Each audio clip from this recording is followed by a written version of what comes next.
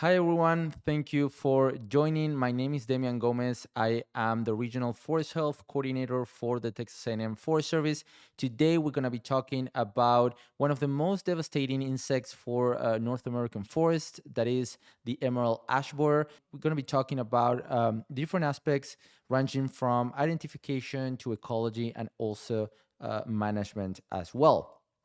So the idea is to walk you guys through the different topics involving emerald ash borer, ranging from the distribution. We're going to be talking about their biology, the ecology, how do we actually identify it, really important, and as well, how do we trap it, and of course, how do we manage. And we're going to finish with a few points on what is the role of the Texas A&M Forest Service regarding dealing with this insect on in the state of Texas.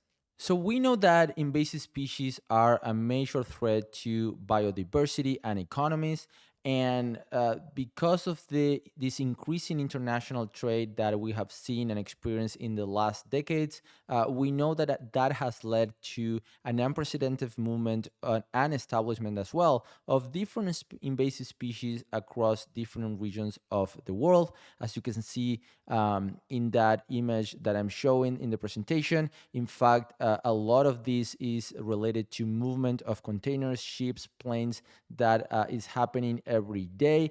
And despite the fact that we have seen some of the most devastating effects, some of these effects, particularly the ecological effects in the long term, are yet to be seen. So the emerald ash borer is an invasive wood-boring pest of ash trees, and since its introduction around 20 years ago, it has killed millions and millions of ash trees across North America. And because of its devastating effects, it actually has the potential to eliminate ash as a component of the North American forest. So definitely a huge impact that this insect is causing across North America. Emerald ash borer was discovered in 2002, around 20 years ago, when a lot of mortality was seen in southeastern Michigan and also in some areas in Canada. At that time, there was another invasive species causing a lot of damage in that area, which is the Asian longhorn beetle. So it took people a while to realize that they were dealing with a different pest. And what happened was that a few beetles reared from ash logs were actually submitted to the Michigan State University, and they actually realized that they were dealing with an unknown species of Acrylics. Of this, that's the genus of emerald ash borer. They were dealing with a new species of Acrylics for North America, and they rapidly realized that they were actually facing something really significant, because we now know that in those areas where the in those epicenters of the invasion, they started to see that more than 99% of the trees with more than 1 inch diameter were actually killed. So it was rapidly creating a lot of impactful a lot of significant ecological impacts in that region. So emerald ash borer is native to northeastern China, to Korea, and also eastern Russia. Some recent research in population genetics suggests that China was likely the source for this introduction. And it's really interesting that in Asia, this is actually a secondary colonizer of ash trees that are basically stressed, declining, or dying. That's typically what we call when an insect actually is basically attracted to a tree that is somehow suppressed or stressed. We call it a secondary pest.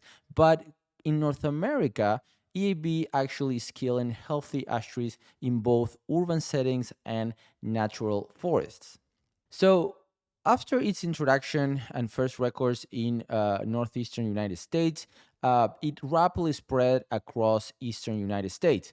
And initially, there was a lot of focus on early detection, and there still is, and of course, in slowing the spread. In fact, until last year, there was a federal quarantine in place, and you can see that by that blue line around different states on the map. And basically, the idea was that they were trying to limit the movement of ash products from inside the quarantine areas, the areas that had emerald ash borer, to outside of those counties or states. But that federal domestic quarantine regulations were actually removed by aphids in 2021, that was last year, because they realized that those measures have not proven to be effective in stopping the spread. However, every state can still and could still impose their own restrictions. In fact, that's what's currently happening. And you can see by the map that emerald ash borer is basically widespread across eastern United States. In blue, you can see those counties that were recorded between 2002 and 2019. And in purple and green, you can see those counties from 2020 and 2021. That means the most recent reports. And that's basically what's happening in Texas. Emerald ash borer has been in Texas since 2016. And currently, we are under state quarantine by the Texas Department of Agriculture that is basically regulating the movement of potentially infested products. And that could be firewood or other things that could actually host larvae or adults of the emerald ash borer. And as you can see there, we currently have emerald ash borer reported from 6 different counties. That is Bowie, Cass, Denton, Harrison, Marion, and Tarrant. And basically, those counties are all located in north or northeast Texas. Emerald ash borer can feed and is gonna actually attack any species within the genus Fraxinus. That's basically any species of ash trees. And we have around 20 species of ash trees in North America. You can see roughly the distribution of ash trees in the color green on the map. But we know that some species are actually highly vulnerable, and that will be black, green, and white ash. However, every species of ash tree can be potentially attacked and killed.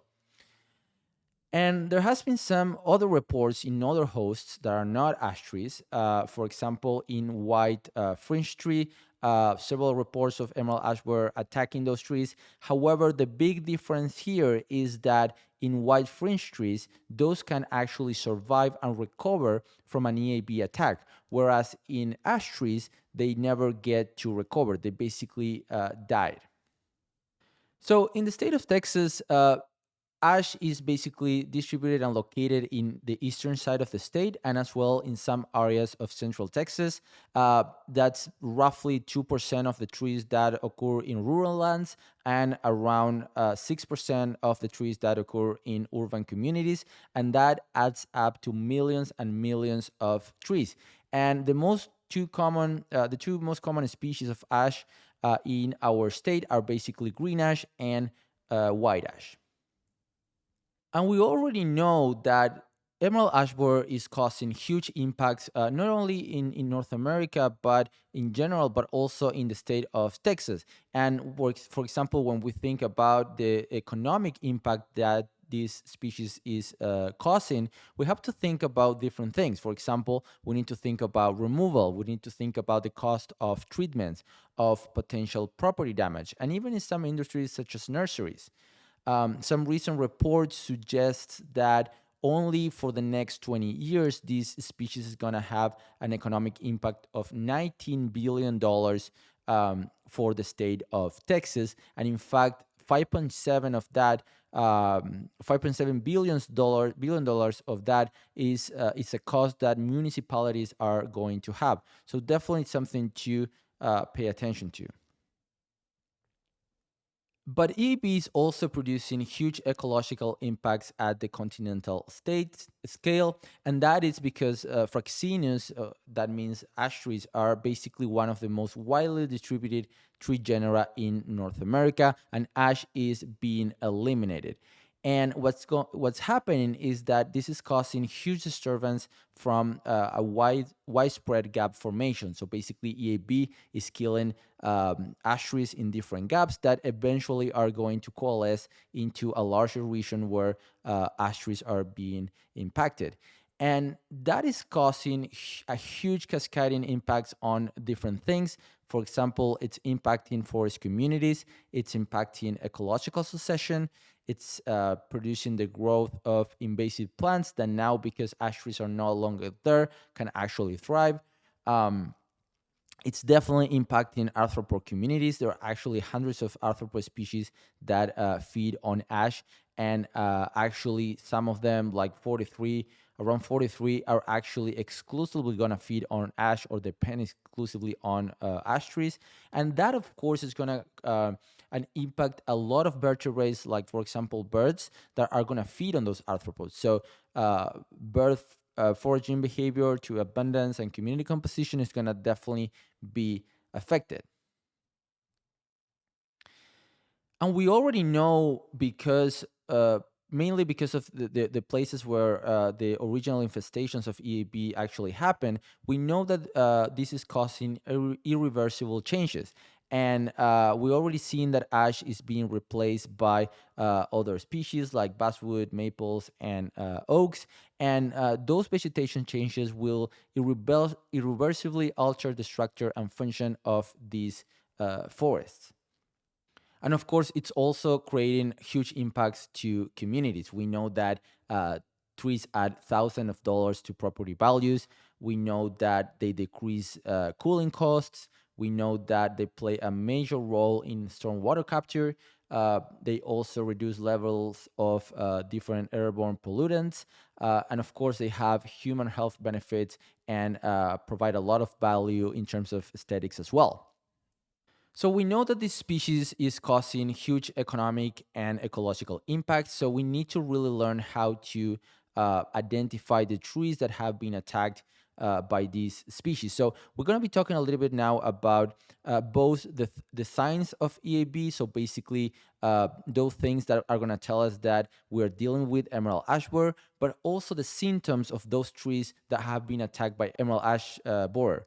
So the first thing that we're going to look for in terms of signs of an EAB attack is S-shaped galleries, that basically zigzag galleries produced under the bark by the larvae. We're also going to find some compacted frass in those galleries, as you can see on the image on the right. We're also going to find if the attack is new enough or early enough. We're going to expect to see some white flat larvae, which is actually boring through that bark, through that phloem. And once the adult is going to emerge, they're going to leave a particular exit hole that has a shape of a D. So most wood borers, like longhorn beetles or bar beetles, they're going to leave more like an oval or a cylindrical exit hole. But in the case of emerald ash borer, as you can see there on the image, they actually have a D-shaped exit hole. Basically, one side is going to be flat and the other one is going to be like a semicircle or actually curved. And you can see here in these images as well the same zigzag galleries or S-shaped galleries that we were talking about, produced by the larvae. And you can tell that those are actually becoming larger as long as the larvae is developing and basically molting into the next instar.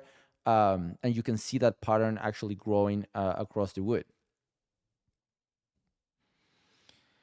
So now let's talk about some of the symptoms that an attack by EAB is actually producing in that tree. So first of all, we expect to see some canopy dieback, and that's going to start by individual branches kind of like dying, or maybe the whole canopy kind of like thinning, like thinning in of the foliage. We also are going to expect to see some epicormic sprouts or epicormic shoots, as you can see on the image on the top right. We're also going to see some bark splitting, and of course underneath you're going to see those S-shaped galleries as well. And you can also see some branches with loose bark as well. Something that has been pretty consistent in many states where EAB has been established for a while is that there's a lot of heavy feeding by woodpeckers, and it's actually causing this pattern called either flecking, bronzing, or even ash blonding, where when you look at the bark, it's actually have like different patterns of coloration. It's kind of like more a clear color, or like a blonder or yellowish color when you see the ash tree, and that's basically caused by the woodpeckers removing pieces of the bark to feed on the abundant larvae of emerald ash borer. So we know kind of like what signs and symptoms to expect. So let's talk a little bit about its biology. Emerald ash borer is going to complete its life cycle in 1 or 2 years. Of course, as every insect, they're going to depend on temperature to get to that life cycle. So basically, that emergence from ash trees is going to be after the accumulation of 400 to 500 growing degree days. That means that for some states like Ohio, that means it could be in early May. For Michigan, it could be mid or late June. But in Texas, we actually have seen emergencies from April to June, and that kind of like it has been varying a little bit between years. We only have 3 to 4 years of data in terms of emergence since we started to actually trap, but we've seen a little bit of variation between April to June in terms of emergencies. And once those adults actually emerge, they can live between 3 to 6 weeks. And we have an idea when to expect this activity of flights by emerald ash borer, because we actually have an EAB forecast that is run by the National Phenology Network, which is based on published growing degree day thresholds for different species life cycles. And as you can see here on the image, basically each color is going to represent a different climatic condition in places where we already have emergencies of EAB, and in other colors we're gonna see where we expect emergencies in the next week, or maybe in 2 or 3 weeks from now, depending on what has been the climatic conditions in that region in the last couple weeks. So let's talk a little bit about reproduction. So once the adults emerge from the ash trees, they actually require 1 week of what is called maturation feeding on the margin of ash leaves before mating begins. And after that, females are actually going to start to lay eggs between 2 or 3 weeks later, and each female can produce and lay an average between 40 and 70 eggs. We've seen that some females actually produce up to 200 eggs, and you expect to see this mating and egg laying on warm, sunny afternoons. So eggs are going to be deposited in bark pits, and you can see on the image right there. And those eggs are gradually going to start turning a coloration amber, or like amber coloration, after only a few days, as you can see on the image on the top right. And after that, eggs are going to hatch after 2 to 3 weeks, and larvae are going to start boring through the bark and start feeding on the phloem or the cambium, basically the vascular tissue of the tree, and start basically growing and molting into the next instar. They have in total 4 instars before becoming a pupae. So the way larval feeding occurs is that they're going to feed in these particular S-shaped galleries during the early stages of colonization. This is pretty common and really easy to see at the beginning, but once the tree has been overcome by a lot of larvae, it's really hard to tell apart the different galleries and actually tell in this kind of like zigzag S-shaped pattern. And larvae are going to feed until the weather gets really cold during the fall. And that's when mature fourth instar larvae are actually going to excavate what is called a pupal chamber. So basically, it's like a little depression. You can see that in the picture with the knife, where the emerald ash borer larvae goes inside and they fold into what is called an overwintering J-shaped larvae. And you can see that on the image in the bottom left. And during winter and spring, that shaped larvae is actually going to shorten into a prepupae, and then it's going to shed their cuticle and become a naked pupae, a regular pupae, as you can see in the bottom right. So the reason why the tree is actually being killed is because these galleries, this larval feeding, are going to disrupt the ability of trees to transport nutrients and water. And eventually that is going to girdle both branches and the trunk. And depending on how much phloem do we have, that actually going to determine how many EABs can be develop and emerge from those trees. So roughly we know that approximately 100 EAB adults can emerge from 1 square meter or 10 square feet of phloem in trees that are larger than 13 centimeters in diameter. For trees that are a little bit smaller than that, we expect around 70 EAB adults per square meter. And after we have between 25 and 35 adults per square meter in those trees, we actually going to start to seeing some of those symptoms that we were describing early on, basically observing canopy dieback that becomes really apparent in those attacked trees.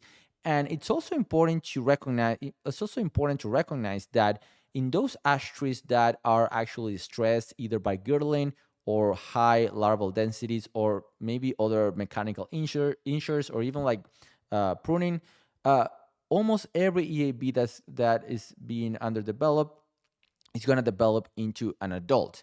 So it's not the same when a tree is actually stressed compared to a tree that is actually pretty healthy. So once the EAB starts to emerge, they are going to disperse, and they have something called stratified dispersal where infestations are going to expand over relatively short distances through flying adults, but also they're going to create satellite populations created with long distance dispersal, and that's mostly people actually taking either firewood or some other or maybe like ash logs or ash material from one side to another. If you actually remember that initial map that I was showing with the distribution, you can see that Colorado is actually one of the places, and the Denver area is one of the places that is kind of like isolated from the rest of the EAB spread, and that's more likely that was caused by an individual transport of contaminated or infested ash material that had EAB inside. So these satellite populations are eventually going to grow and coalesce with each other, increasing the spread as we just mentioned. So we know that mated females are actually really strong flyers. They can fly up to 1 mile in one day, and they can actually fly around 6 miles in their lifespan. And dispersal is usually around 100 meters, and that's around 330 feet. But in some cases, they can disperse much more than that, around 700 meters or 2,500 feet. But what is really typical is that in new sites, it's common that dispersal is around 100 meters. It's only going to be 1 block away, basically. And also, those pioneer progenies can actually take 2 years to develop. So typically when we're seeing a new spot of infestation or a new region or a new neighborhood that is being attacked, typically that progeny is going to take a little bit longer, and they're not going to disperse that much at the beginning. And that is the reason why new infestations can actually be really difficult to detect. In fact, there's something called a lag phase between the establishment and the tree actually showing symptoms, because those symptoms may not appear for several years. So basically, trees are going to die after either 3 to 5 years of the infestation. And you can see here on this table that it actually can take a while. This was actually made for northern states, so it's not necessarily really accurate for Texas, but definitely it's going to be really close to this. So what we're seeing here is that in the first year, we expect to see no symptoms at all. In the second year, we can see some woodpecking or activity of some woodpeckers trying to remove pieces of the bark to feed on the larvae. Definitely on the third year, we're going to be seeing some woodpeckers, but also the bark splitting and showing some of those galleries. And it's going to be in the fourth and fifth year that we're going to see the canopy dieback and definitely dead trees as well. So really important to consider that there's a lag phase between actually the beetles actually attacking those trees and we realizing that it's in that county or that neighborhood, killing the ash trees. So we know that this beetle is causing significant impacts, and we know kind of like how it dispersed, but how do we actually detect it? How do we actually record it from new areas in our state and other states as well? So we use the thing, and you might have seen this hang around, these purple traps. There are sticky traps, and we use them to detect new infestations, and that allow us to rapidly implement management measures to basically slow the spread or keep that population down. So again, this is going to help us to prevent or slow the spread in that particular area or region. And it also is really helpful to identify locations that are best suited for biological control releases. And we're going to be talking a little bit more about that later in the presentation. So the way this works is that this trap is kind of like a prism. It's like a triangle of covered by a really sticky product, and it has a specific shade of purple that emerald ash borers seem to really like. Particular females are really attracted to the um, dark purple traps, and all of these traps that you can see here. And we have some light green sticky traps. We have some multifunnel green traps, and we have double decker traps, and all of those actually kind of work, but um, the purple traps are really good to detect emerald ash borers in sites with very low infestation levels.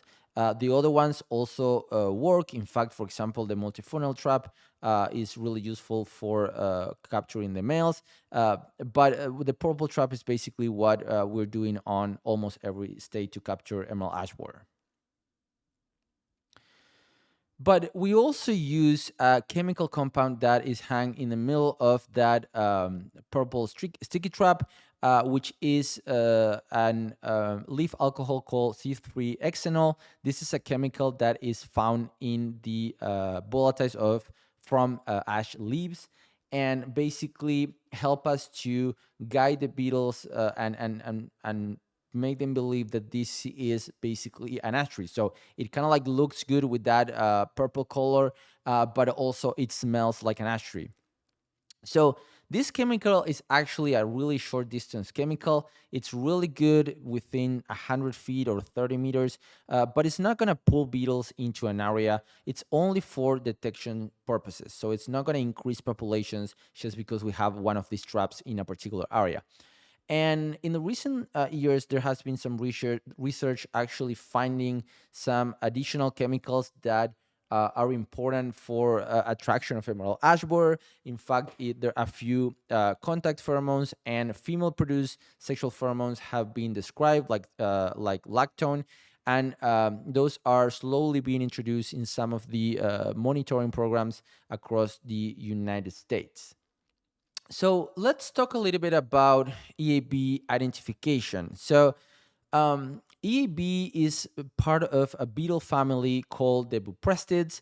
Those are also called jewel beetles, and you can see in the image that they're all kind of like this emerald green-ish color or brown, but all kind of like shiny with bright colors. And it's actually in the Buprestid we have 53 different genera in in North America. And luckily for us, Acrylics, which is the genus of the emerald ash borer, has a very distinctive shape. They're actually more linear and more cylindrical compare to other genera. As you can see in that image, the rest of the Buprestid are more kind of like bulky or more wider. So in this case, this is more like an elongated shape that we expect from beetles within the Acrylics genus. So the larvae has a few distinct characteristics. First of all, is creamy white coloration, and it's also dorsoventrally flattened. So compared to the typical wood borers like longhorn beetles or bark beetles, those are going to be more cylindrical. In this case, we're looking for a very flat larvae, and the segments, instead of being cylindrical like in other wood borers, these are actually bell shaped. So basically they look like these triangles or these trapezoid shapes as well. And one of the really good characteristics is that they have something called urogomphie, which is basically two setae or two tiny hairs in the rear end of the body. That's a really good diagnostic character as well. So in order to identify an adult of emerald ash borer, we're going to be looking for different things. First of all, we're going to look for a bright, metallic, and usually an emerald green coloration. It has some coppery or reddish reflection, especially on the pronotum, which is the back of the head, and in some ventral surfaces, like in the abdomen. And one of the good characteristics for Agrilo species is actually that the base of the prothorax, which is that line behind the head, touching the base of the wings, it's actually gonna go backwards as a lobe, and that's unique from all Agrilo species compared to the rest of the buprestids. And we're gonna be looking for something that is in the size range of like 10 to 13 millimeters, or around half an inch. So a really small beetle. But the one characteristic, the one diagnostic characteristic that actually separates EAB from all the other Agrilos in North America is that the upper side of the abdomen is actually coppery red. And basically that dorsal surface is going to be that coloration. This is the only Agrilo species that has this feature. But I would not recommend you guys to try to look for this. If you think you capture one emerald ash borer, it's better to talk to your local forester or extension agent to see if they can actually help you identify it, because these insects are really small, and sometimes when we try to move the wings or whatever to try to find this coloration, we actually end up damaging the specimen instead of submitting it to the right authorities. They also have some characteristics in terms of the antennal segments. They are actually serrate, beginning with segment 4. That means that the first 3 are kind of like cylindrical, and then, as you can see there, 4, 5, 6, and if we keep moving, they're actually more like triangular or saw-like. But this is definitely hard to see without either a microscope or some sort of augmentation. It's also important to remember that there are some natural variation in size, but also in coloration. As you can see here on the picture, they might look kind of like different in terms of coloration and size, but they are all emerald ash borer. So it's important to keep that in mind when we're looking for specimens. In fact, there are some non-typical EAB adults that are not emerald green, but in fact there are kind of like bluish in the elytra. There could be entirely bluish on the body, or even some specimens are entirely red.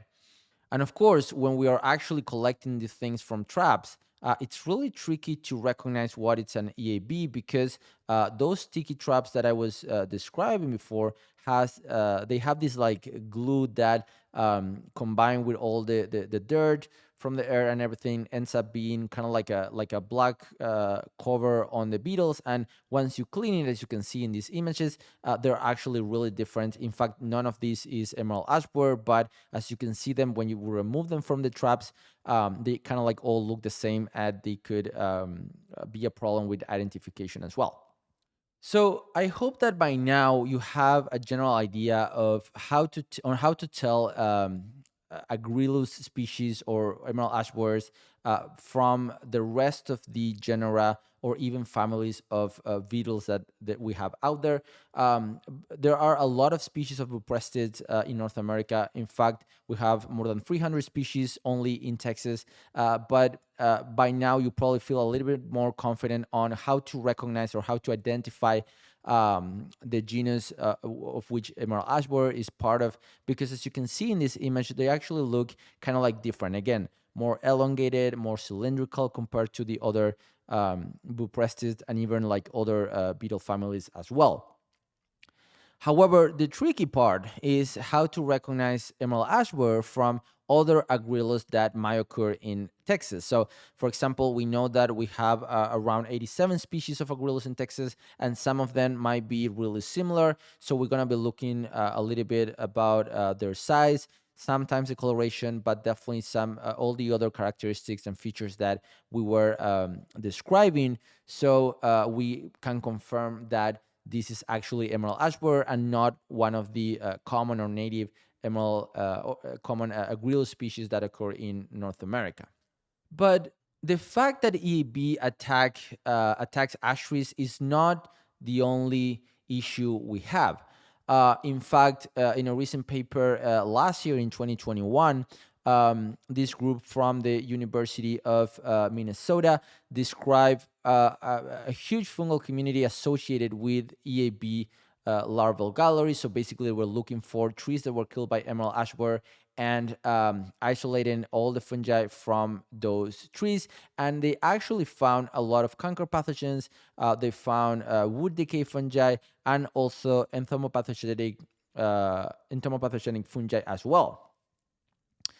And they found at least 7 species of fungi that has been isolated from EAB infested trees that have the potential to cause different types of cankers on those branches or in the trunk. But I would like to talk a little bit about the decay fungi that is typically associated with trees attacked by emerald ash borer as well. So in the last couple decades, in the last couple of years, in some states, there has been an unusual number of reports of like EAB ash tree work-related incidents, both by homeowners and professional arborists. And basically what they're describing is that those trees have more decay than expected for the observed dieback. So basically, these trees that basically are starting to show some dieback in some branches, maybe some thinning on the crown, they're already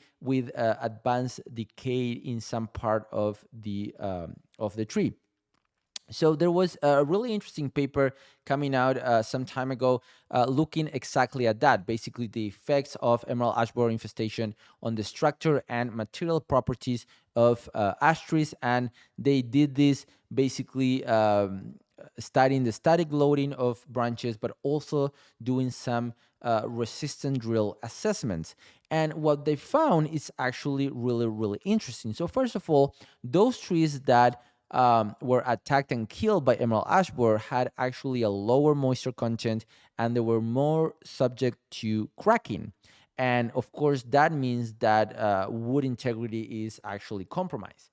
The second thing they found is that those trees are prone to have branch failure at the union as well. And when they were looking to these resistant to drilling experiments, they actually found variation in the integrity of the wood at different heights of the stem, particularly comparing the base of the tree to breast height.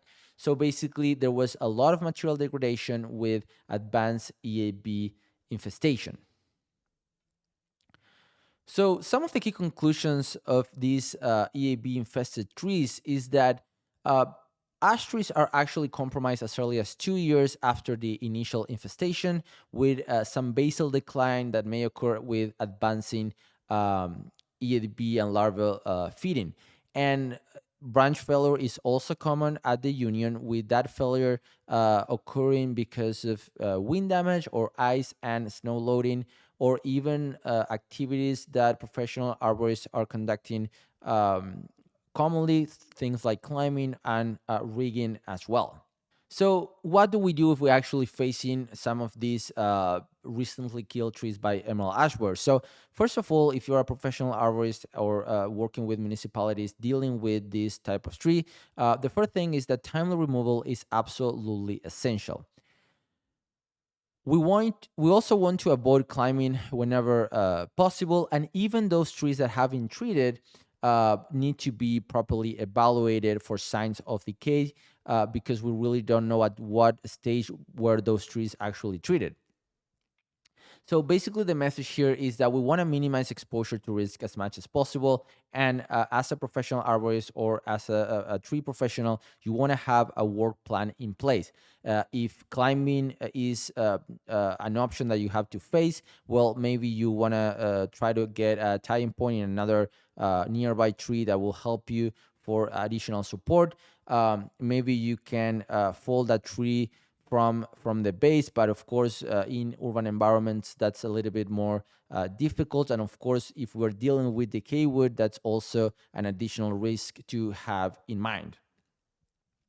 So basically, there are different labs working with this topic. In fact, some collaborators from the University of Minnesota in the Department of Plant Pathology, they are exactly studying the EAB associated fungi.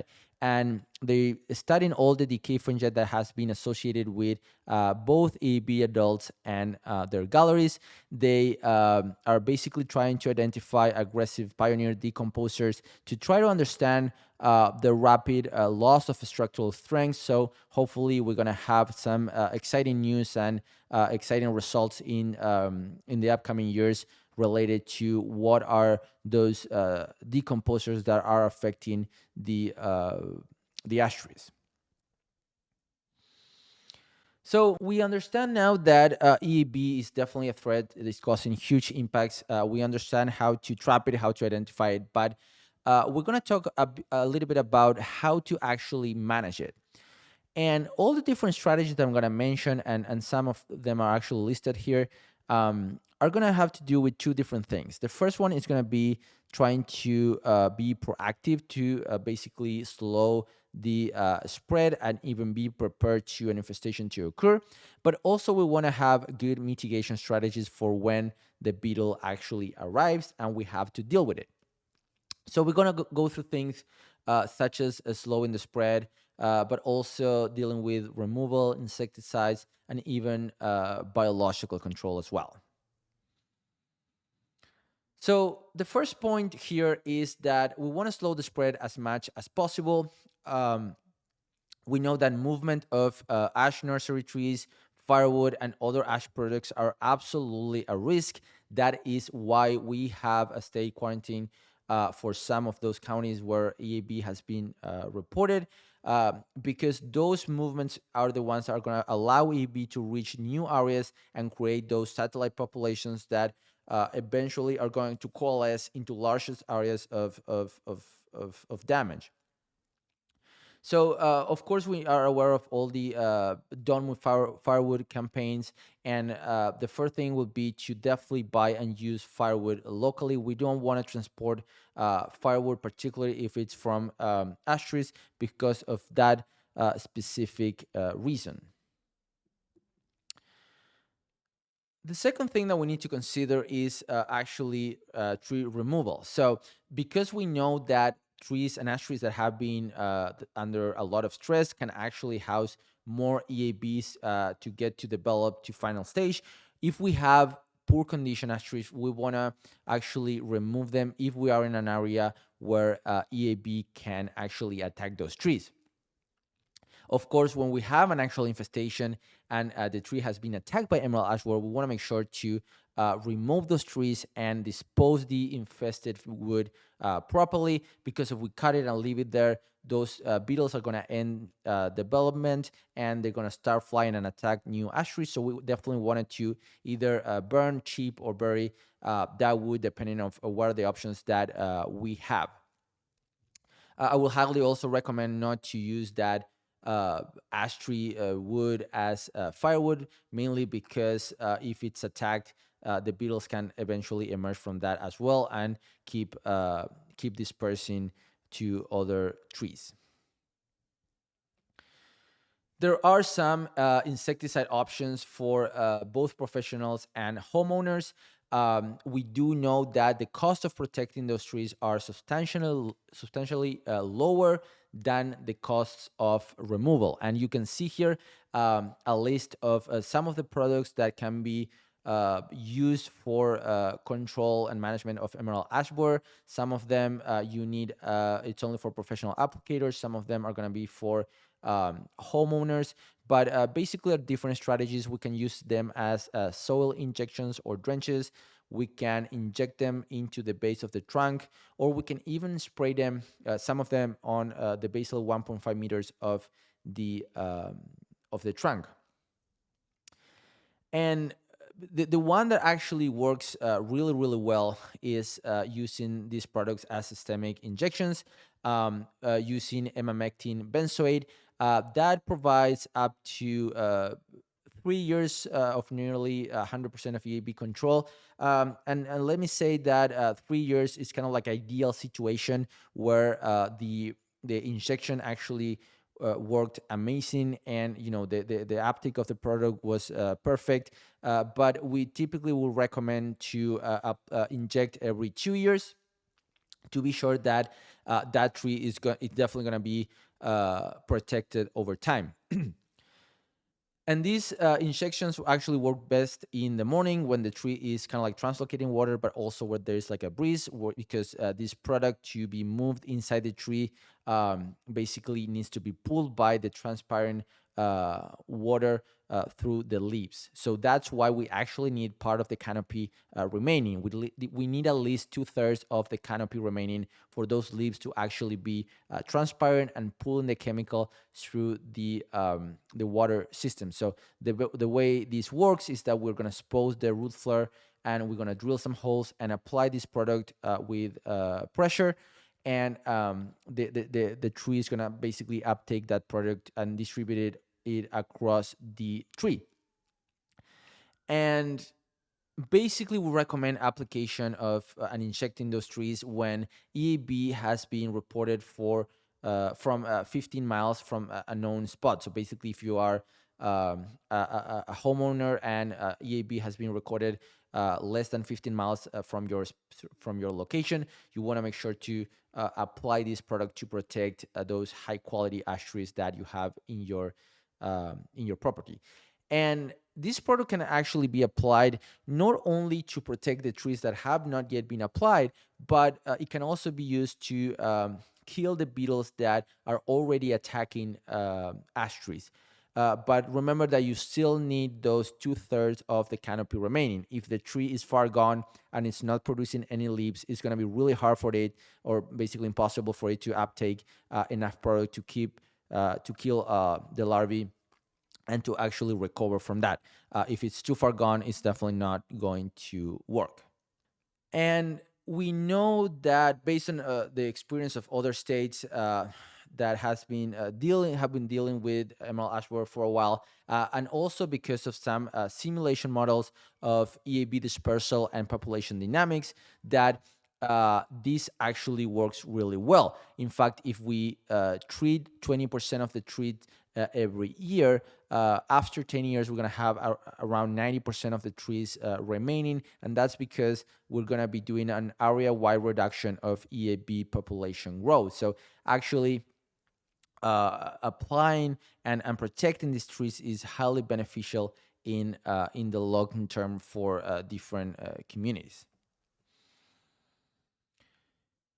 There are also natural enemies that help with to reduce and to keep low EAB populations, but most of these are not super useful in terms of maintaining and suppressing EAB populations in most areas. So the single greatest mortality factor affecting EAB populations are definitely woodpeckers, but it's definitely highly variable among sites. There has been reports from 0 to 90% of efficiency, or 0 to 90% of control of those larvae by woodpeckers in different areas. So definitely not something that we can rely on.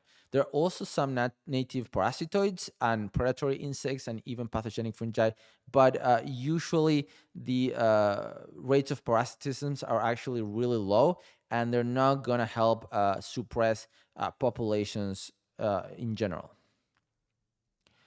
What it is actually working pretty well is the Eab Bio Control Program. This is a program run by the USDA APHIS PPQ department, where they have a biological control production facility in Brighton, Michigan. And the way this works is that researchers and cooperators are going to receive parasitoids in different parts of the United States. And of course, they are going to agree to submit their release and recovery data. There are permits to the release all the parasitoids involved in these programs in all the states. And you can see in these maps with all the red dots, those are all the sites where these biological control agents have been released in the last decade and a half. So the way this works is that researchers have collected different parasitoids from the native range of the emerald ashwort. That's basically in northeast China, north central China, and Russia as well. And basically they have run a few, actually several experiments and tests to see which of these actually have a good parasitisms rate, and also rates of either parasitism rate or predation rate as well. So, so far we have 4 different parasitoids that work fairly well, that were selected to both rear and then to release. And I'm going to be talking a little bit about those 4 species, and some of them are actually highly relevant for the southern states, such as Texas, for example. So the first species I'm going to be talking about is Tetrasticius planipennici. This is a larval endoparasitoid. Endo means inside, so basically the female of this tiny wasp is going to introduce the eggs inside the emerald ashwort larvae, where those parasitoid larvae are going to grow, eventually killing their host. And as you can see there in the picture, you can see that emerald ashwort larvae with all the tiny larvae of the wasp inside feeding on it. These species can complete several generations every year, and actually one Eab larvae can produce up to 130 of these Tetrasticius adults. Another parasitoid, this is Ovius agrili. Ovius agrili is an egg parasitoid, and basically the female is going to introduce and inject its own egg inside of the emerald ashwort egg, where it will hatch, grow, and kill the Eab egg. So if you remember, I was saying that the healthy Eab eggs actually have this amber color. Well, in this case, when it's parasitized, there's going to be this kind of like brown or really black coloration, showing the sign of this parasitoid being actually infecting the egg. And each of these Ovius adult can parasitize up to 80 Eab eggs during its lifetime. The third species I want to mention is Spathius agrili. This is a larval ectoparasitoid. Ecto comes from outside. So basically, as you can see in the image, the females are gonna parasitize Eab larvae by drilling through the bark and laying an average of 8 eggs on the outside of the host. And you can see in the image that this tiny wasp is going to have a really long ovipositor, and that's basically what allows them to drill through the bark. And because this species is actually found natively in Asia in southern latitudes, it actually is really promising for releases in the southern states, or basically in lower latitudes. Another species of Spathius, Spathius gallina. This is again a larval ectoparasitoid, as Spathius agrili was. So basically, the biology is really similar. But in this case, this species is native to northern latitudes, which means that it's likely to establish in northern regions compared to Spathius agrili. And this has a really long ovipositor, allowing it to parasitize Eab larvae in large diameter ash trees. So basically around 23 inches of, up to 23 inches of DBH. So in many regions of the United States, these biocontrol agents have been recovered 1 year after their release. In fact, these two species, Ovis agrili and Tetrasticius planipennici, are consistently recovered 2 or more years after they last release. And these two species are actually considered established and spreading naturally beyond their initial release sites. And you can see here on the map for those two species on green and blue, you can see all the places where the species were released, and in pink and yellow you can see the areas where it actually has been recovered. This is data up to 2017. And you can see that in northern regions in northeastern United States, these two species are actually working pretty well. The other two species, on the other hand, are we're still gathering a lot of data, and the Forest Service are still gathering a lot of data in terms of how they are actually behaving. We know that some of these pathogens are actually working pretty well, particularly in northern latitudes, but releases have not been really successful in some other regions of the United States.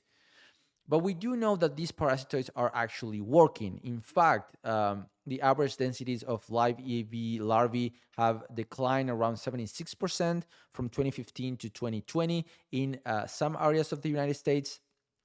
And that pest density reduction was driven primarily by the significant increase in parasitism rates by Spathius gallinae. That is the species, if you remember, that was highly successful in northeastern latitudes in North America.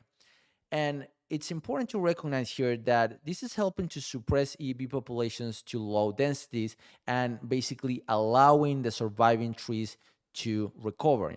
And that is actually really key, because we know that biological control is now the primary management tool that is going to help us to suppress Eab densities in forest ecosystems. So, this is a great tool for in the long term for forest settings, whereas systemic insecticides are actually available and are going to help us to protect those high value ash trees, mainly in those landscape trees in urban forests.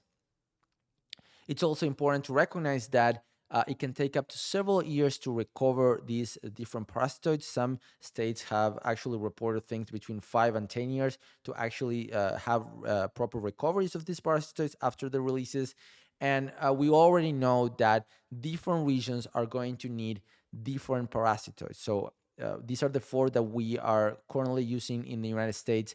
But definitely, depending on which region you are, we're going to need different parasitoids to be released.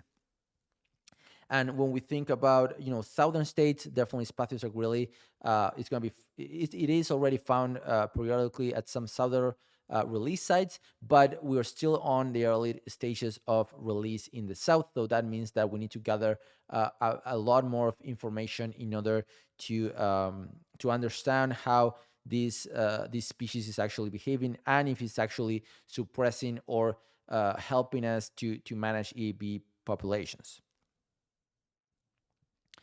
So the situation in Texas is that we are still not up to this date. This is being recorded in early 2022. We're still not releasing parasitoids in the state of Texas. The reason is that in order for it to be released of these parasitoids, those should be released in sites where they have the highest probability of establishment. And that requires a few conditions. Of course, you need wooded areas of at least, for example, 40 acres in size that are preferred. Ash corridors connecting the release sites to other wooded areas are also required. At least 25% of those trees should be ash. And you also need low to moderate Eab population densities. So we're still have not reached to the point where we have all of these conditions, these ideal conditions for the parasitoids to successfully established in these regions and actually could help to suppress the population. So, and we also still learning about things like cold tolerance and efficacy of those biological control agents in southern regions. There has been some releases in states like Louisiana, but we're still learning from their experience to see what will be the ideal condition for us to release and what species actually to be used in Texas. There are also other strategies that could be used. Of course, as tree professionals, we also wanted to suggest always diversity planning.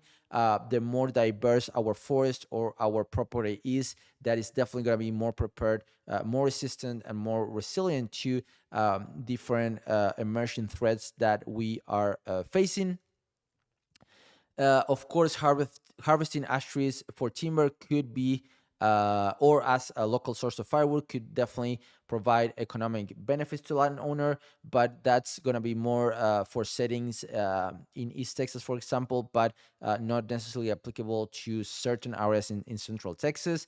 And we can also think about different strategies like using even trap trees. So, for example, there has been a few experiments showing that you can girdle an ash tree and destroy that before those emerald ash borer actually emerge from the tree. So that could be an option for some settings to kind of like maintain the EAB populations in that area kind of low. So I would also like to briefly comment on what is the role of the Texas A&M Forest Service in basically dealing with emerald ash borer in the state of Texas. So these are some of the things that we actively participate in. We are helping with the state monitoring to basically study the dispersal of the emerald ash borer. We also develop an Eab Preparedness Plan targeting different communities, and we're going to be talking a little bit about that soon. Of course, we conduct a lot of extension and outreach activities to inform the public and on what are the risks and how to deal with these pests. And of course, we try to do as many collaborative efforts with different companies and research institutions to kind of like answer some of the questions for southern states in terms of ideal conditions for management, or even at some point working in biological control releases. So the first thing to mention is that we participate in a partnership with the USDA APHIS. We participate in a partnership with the USDA APHIS, U.S. Forest Service, Forest Health Protection, and the Texas Parks and Wildlife, basically doing the state survey for emerald ash borer, where every year we hang around 500 purple panel traps across Texas. You can see that on the map. Don't worry about the different colors, but basically each of those dots are showing where one of those traps is located. Of course, we have a huge focus on Eastern Texas. That's where most of our ash resources are, but also in areas in Central Texas throughout that I-35 corridor to keep an eye on the spread on that region. And more recently, we actually start putting sub traps out west in West Texas, next to near El Paso, and that's because we have had reports of emerald ash borer in sites like Colorado, and it could potentially spread south from there as well. And every year, basically, TFS foresters are going to install and service those traps. Usually, the trapping occurs during the spring. In fact, we are actually in the first week of March right now. This is where when the traps are being deployed. So we're gonna hang those traps in the crowns of ash trees, and after 2 months, we're gonna replace the lure and leave them an extra 2 months. So in total, 4 months of those traps being deployed in order to track that dispersal in the state of Texas. We also have worked on an Eab Preparedness Plan that was developed some years ago by the Texas A&M Forest Service Urban and Community Forestry Program. And basically, this preparedness plan enable communities to address public and private needs. So once Eab is actually established in the different communities, these are going to have to deal with tough economic, environmental, legal, and social issues. So planning in advance is going to allow us to better be prepared to minimize the severity of the different impacts that we have discussed. If you do not have one of these preparedness plan as a municipality, you can definitely request them from the Texas A&M Forest Service. There are PDF and printed versions as well.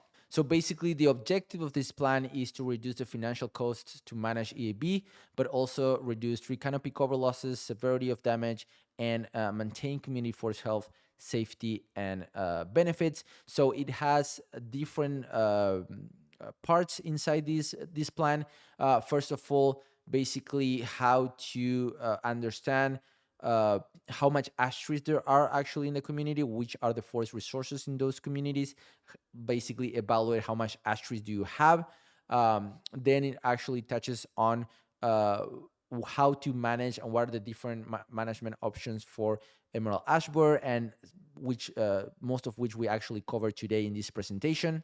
It's also going to have some tips on how to survey for Eab. So basically how to recognize those signs and symptoms, as you can see there, basically going through those D-shaped emergent holes, that crown dieback, that S-shaped larval galleries, all of the different things that are going to help us to recognize what ash trees have been killed by emerald ash borer. And finally, it's going to touch a little bit on different reforestation strategies for communities. Basically, what trees can be used to replace the lost trees by emerald ash borer. So, and we're gonna start like finishing the presentation with a few general ideas. And basically, when we're talking about management options, we know that those should be integrated into site-specific strategies. So not two neighborhoods or not two counties are going to be the same. So the distribution, abundance, and condition of those ash trees are definitely going to change how impactful Eab can be in those different communities.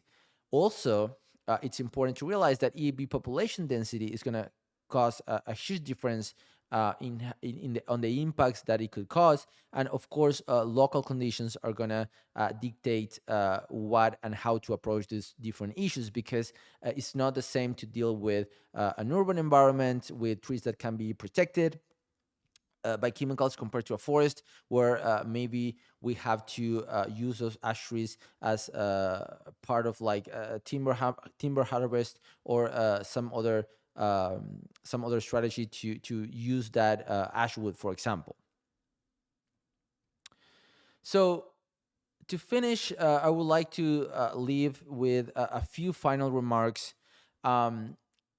or a few key points that I would like people to remember. So first thing is that we want to slow the local Eab population growth as much as possible. So that means that we need to have and understand what are the different options, the different management strategies that we can use to suppress those populations down, but also to be ready to recognize what those trees that are being attacked and how to deal with this.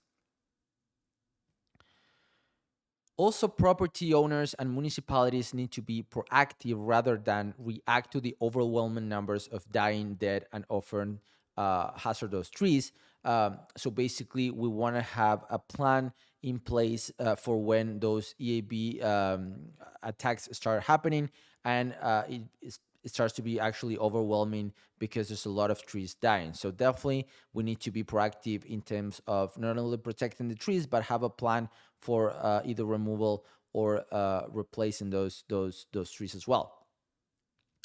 The third thing is that detecting low density Eab infestation is really, really difficult.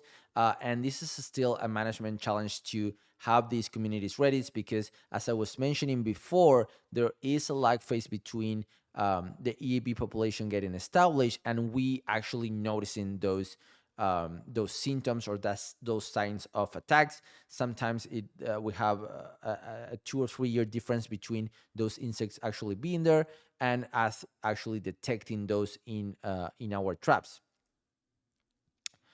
Fortunately, we have some management tools, and things like systemic insecticides are really good options for urban and residential areas, whereas in forest settings, biological control is definitely being a really promising tool in the long term to kind of like suppress those EAB populations and let the survival trees actually recover. Hopefully by now you have learned a lot about emerald ash borer and not only their biology, ecology, and understand how we trap it and how you can potentially manage it. But the idea here again is that we want to be able to recognize those early signs of attack, those symptoms of attack, in order to proactively manage emerald ash borer in those communities. So thank you very much for listening. This is I'm going to leave here some of my contact information in case you have any additional question. Thank you.